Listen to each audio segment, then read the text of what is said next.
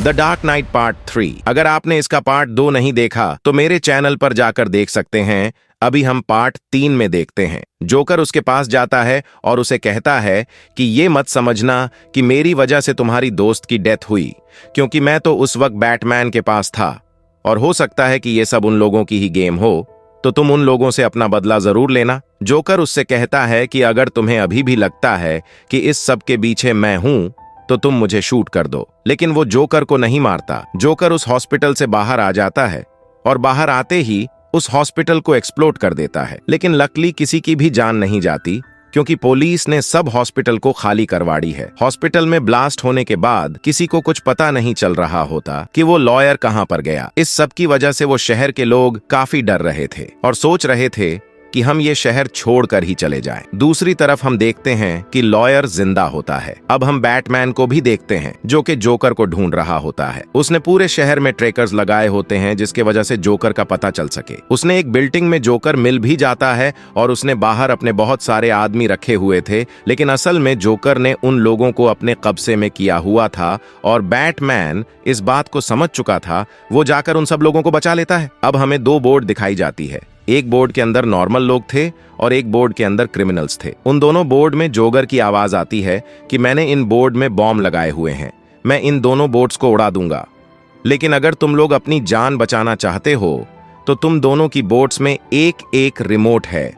उस रिमोट के जरिए तुम दूसरी बोट को एक्सप्लोड कर सकते हो, यानी उड़ा सकते हो बॉम्ब से। जिसको पहले रिमोट मिल गया वो दूसरी बोट को एक्सप्लोड करके अपनी जान बचा सकता है। तो यहाँ गेम शुरू होता है, यानी ये खेल अब यहाँ से शुरू होता है। उनमें से कुछ लोग सोच रहे होते हैं कि हम अपनी जान बचाने के लिए दूसरी बोर को एक्सप्लोड कर देते हैं, और कुछ लोग रहमदिल थे और वो ऐसा करना नहीं चाहते थे।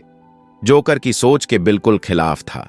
जोकर चाहता था कि कोई भी एक दूसरे का ख्याल ना करे और अपने राइट के लिए दूसरे को मारना भी बड़े तो यह सही है। तभी वहां पर बैटमैन आ जाता है, लेकिन जोकर छुपकर उस पर अटैक करने लगता है। जोकर कहता है कि तुम्हारे यहाँ आने का कोई फायदा नहीं है, मैं इन दोनों बोट्स को उड़ाने वाला हूँ।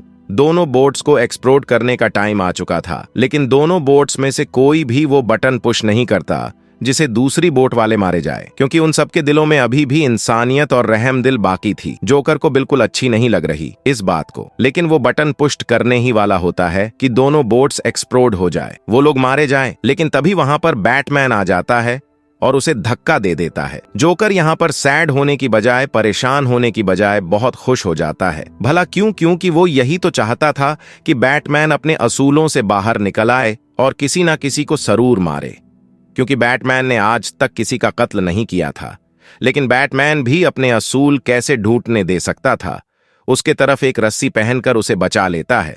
जोकर उससे कहते हैं कि तुम्हें पूरा नहीं लगता कि पूरा शहर उस लॉयर की तारीफ करता है। वह कहता है कि मैंने इसलिए दोस्तों पूरा साबित किया क्योंकि इंसान को हक है कि वह अपनी खुशी का ख्याल पहले रखें। बैटमैन को उसकी बातें काफी अजीब लगती हैं। वहां से चला जाता है और पुलिस जोकर को अरेस्ट कर लेती है। अब हम उसी लोग को देखते हैं जो कि उस जगह पर जाता है जहां पर उसकी दोस्त मेरी थी। उसने उस पुलिस ऑफिसर की फैमिली को यहाँ पर क्या है, उसने ऐसा इसलिए किया था क्योंकि उसे लग रहा था कि इनकी है वजह से उसकी दोस्त की डेथ हुई। तो वह कहता है कि मैं तुम्हें बताना चाहता हूं कि किसी को खोने का दुख क्या होता है, और इसलिए मैं तुम्हारी फैमिली को यहाँ पर लेकर आया हूं। वह उस पुलिस ऑफिसर की बेटे को कंट पॉइंट कर लेता है, लेकिन तभी वहां पर बैटमैन आता है और कहते हैं कि रुको, वह जोकर तो यही चाहता था कि तुम बुरे इंसान बन जाओ। तुम खुद सोचो तुम कितने अच्छे हो और लोग ऐसा करने के विचार से तुम्हें बुरा जान सकते हैं।